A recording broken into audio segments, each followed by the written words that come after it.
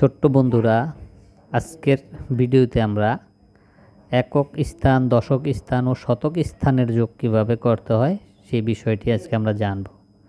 তো চলো আমরা দ্বিতীয় শ্রেণীর পৃষ্ঠা নম্বর 58 এই অঙ্কটি আজকে করব। তোমাদেরকে অঙ্কটি কিভাবে করতে হয় তা শেখাবো। তো চলো আমরা অঙ্কটি শুরু করি।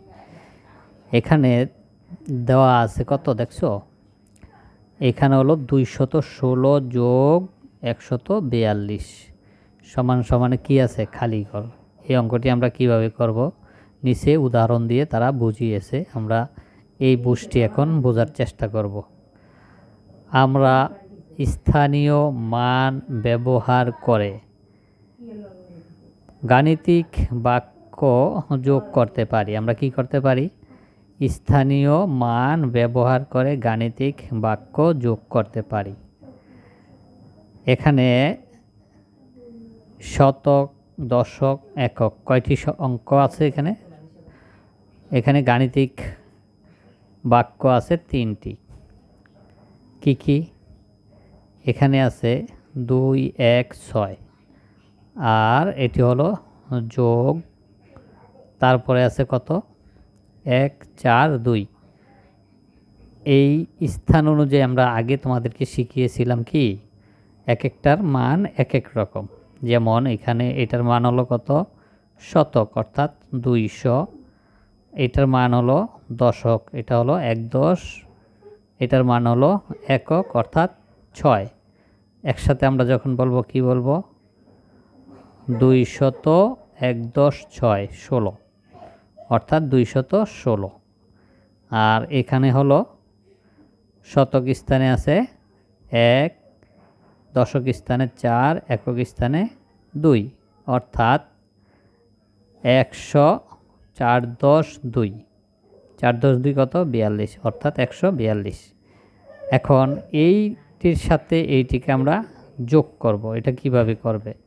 এইখানে প্রথমে আমরা একক স্থানের যোগটি করব।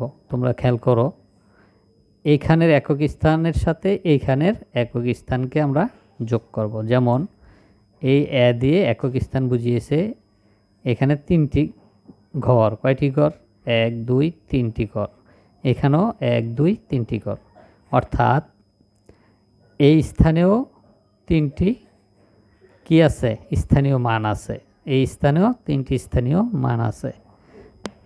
আমরা এই একক স্থানে যেই মান এইখানকার একক স্থান আর এইখানকার একক স্থানে যোগ করব। যেমন 2 আর 6। 2 আর 6 আমরা প্রথম মিলাবো। 2 আর 6 মিললে কি হয়?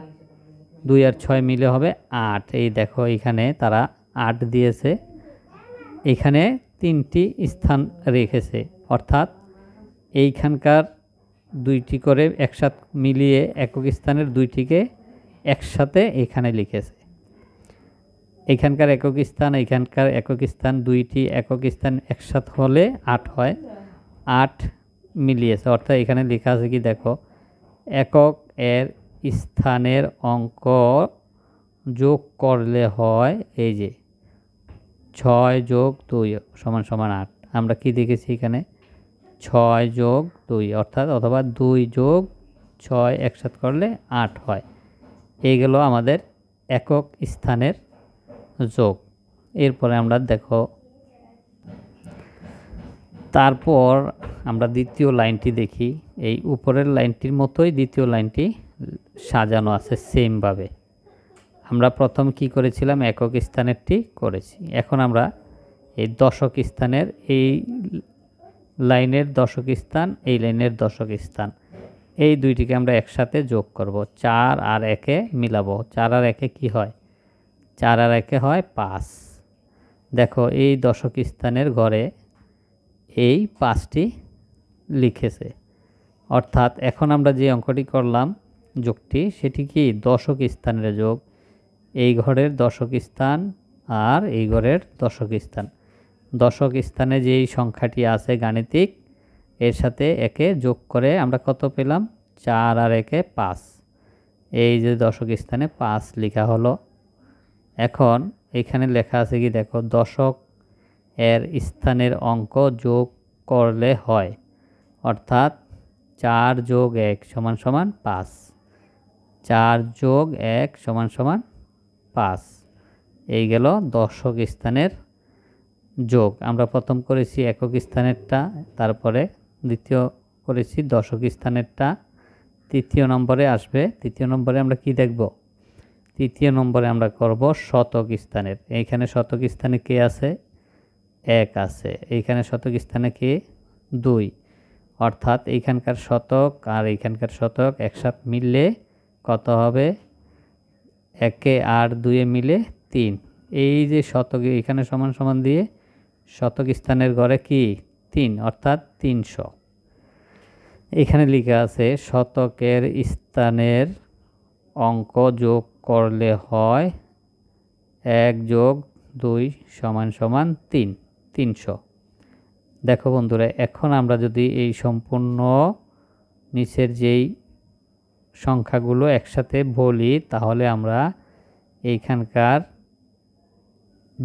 এইখানকার সংখ্যা আর এইখানকার সংখ্যা একসাথে যেই সংখ্যাটি হয়েছে সেটি এখানে 305, 10, 8, 58, 358, অর্থাৎ এই সংখ্যা একসাথে এই সংখ্যাটা হয়েছে।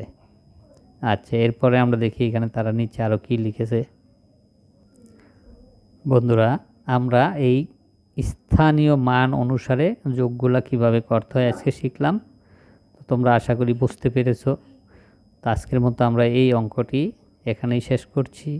ইনশাল্লাহ পরবর্তীতে অন্য কোনো বিষয় নিয়ে তোমাদের মাঝে আসবো। সে পর্যন্ত আল্লাহ হাফেজ।